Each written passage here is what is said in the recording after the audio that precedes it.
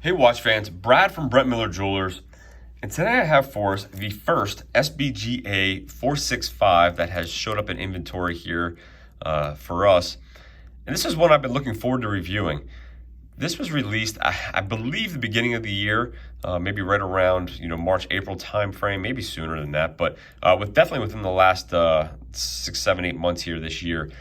And this model, along with 3 other models, and again, I don't have the model numbers off the top of my head, but there was a black dial, I believe a dark navy blue, and either a white or a champagne dial, replaced the SBGA 283 and the SBGA 285.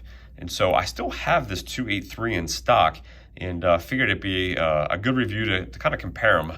I do want to feature the 465, being that it's new inventory and we're just getting it in stock, but I'd be remiss not to compare it to the outgoing model and just go over some of those differences at the end. So without further ado, the case measurements on this, I measured it at 39.8 millimeters, right above the crown, diagonally across. So you're looking at about a 40 millimeter watch, 12.4 millimeters thick, 46.3 from lug tip to lug tip.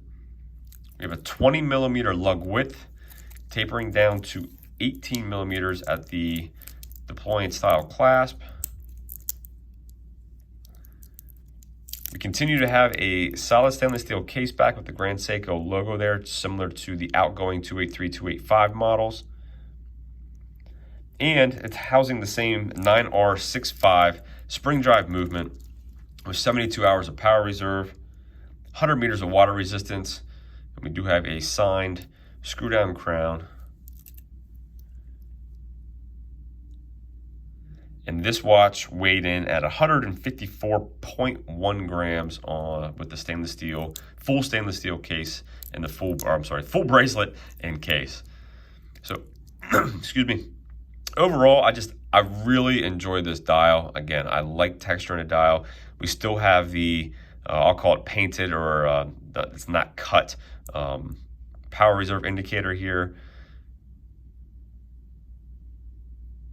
Or I should say not cut, not recessed into the dial, so it's still painted on, very similar to the 283. So when we look at the 283, what are the differences? Are there any differences to the outgoing model? And there are.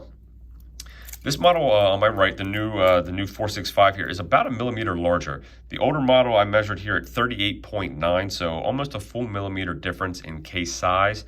Additionally, the lug width on the 283 is 19 compared to the 20 on the new model, so slightly larger case, slightly larger lug width. However, the case thickness about the same, 12.4. Actually, I measured on both of them, so identical, as well as the lug to lug at 46.4 and 46.3. So, and that could just be user error. So I'd say the same lug to lug. Excuse me.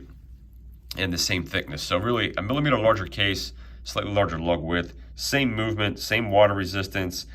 I did measure or weigh the SBGA 283 here at 148.7 grams. So you're looking at a difference of about 6 grams difference on these two. Looking at the dial, the marker here at 12 and 6. Date windows look similar, power reserve similar, hands, seconds hand. Everything else very similar. Again, all brushed bracelet. Solid stainless steel case backs. The biggest difference that I haven't mentioned yet, and I've been waiting for this, if you know it, you know it's coming. The outgoing SBGA 283 model, $3,800. The new SBGA 465, $4,800. So my question for you is, would you pay the extra $1,000 for the new 465 and this lovely dial? I'll show them on wrist real quick. Excuse me. Again, this is the 39 millimeter champagne dial, still in stock.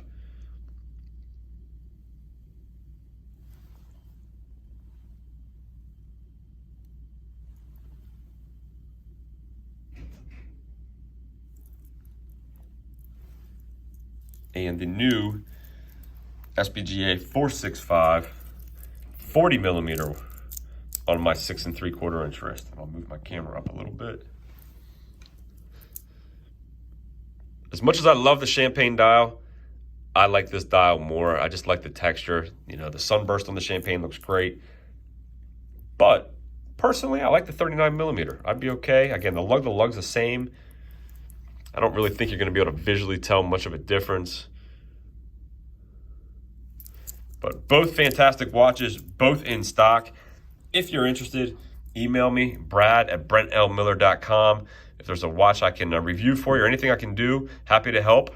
As always, thanks for viewing, and we'll see you in the next video.